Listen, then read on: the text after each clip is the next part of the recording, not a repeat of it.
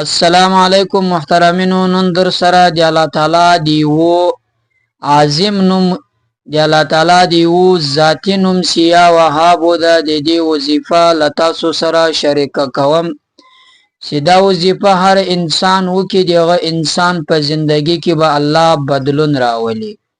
دغه انسان چې څومره حاجات دی هغه به الله ورفرک کی. دغه انسان چې څومره مشکلات دی هغه به الله ختم کی. او هغه انسان چې دعا وکړي چې د هر څه لپاره یې وکړي دعا به الله تعالی فورا قبول کړي. یا وهابو چې د الله تعالی یو ذاتی نوم ده، ډیر مبارک نوم ده، ډیر طاقتور نوم ده چې د هر جائز مقصد لپاره یې ووایاست الله تعالی ستاسو هغه مقصد در پوره کوي. چې د هر خواهش لپاره یې ووایاست هغه خواهش الله در پوره کوي. چې د هر جائز حاجت لپاره یو وایاست هغه جائز حاجت مو الله در پوره کوي.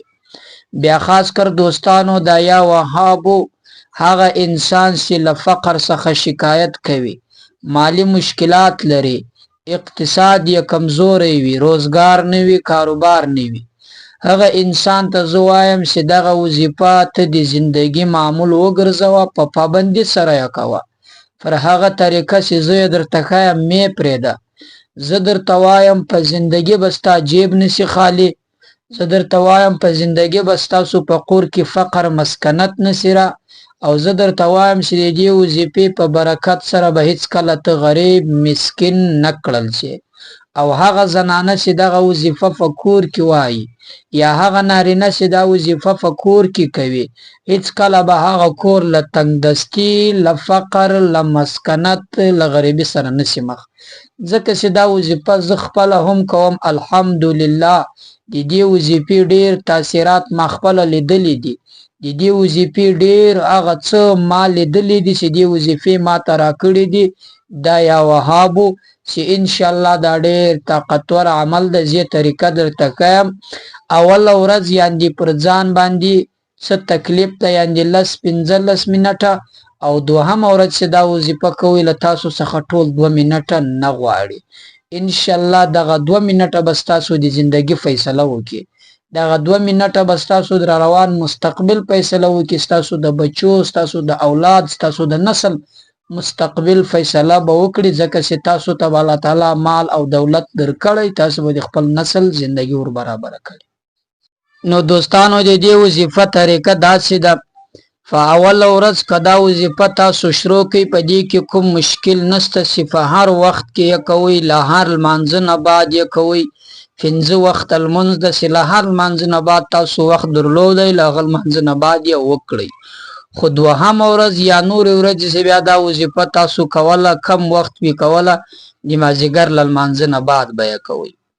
د وظیفې طریقه دا ده چې اولین یې شروع کوئ او نن له ننه دا عزم دا قصد وکړئ چې زما وظیفه تاسو ته ورسېده. تاسو له خپل ځان سره دا قصد وکړئ چې دا وظیفه به زه ضرور کوم تر هغو پورې چې څو د دې وظیفې تاثیرات ما خپله نه وي لیدلي. بیا به ستاسو یقین هم انشاءالله ورباندې راشي. په اولینه ورځ کې مې وظیفه شروع کوله. په هر وخت کې چې تاسو ویله له هر لمانځه نه بعد یو وارې به یو وارې درود شریف ووایاست په سر کې اللهم صل علی مبارک. له هغه نه بعد به 3000 واره څو واره 3000 واره دا توری ووایاست. دا نوم دی الله تعالی یا وهابو یا وهابو یا وهابو. دا به 3000 واره ووایاست. په پای کې به بیا یو وارې درود شریف ووایاست. د خپل حاجت لپاره به دعا وکړئ. دغه طریقه سوله دا اوله ورځ.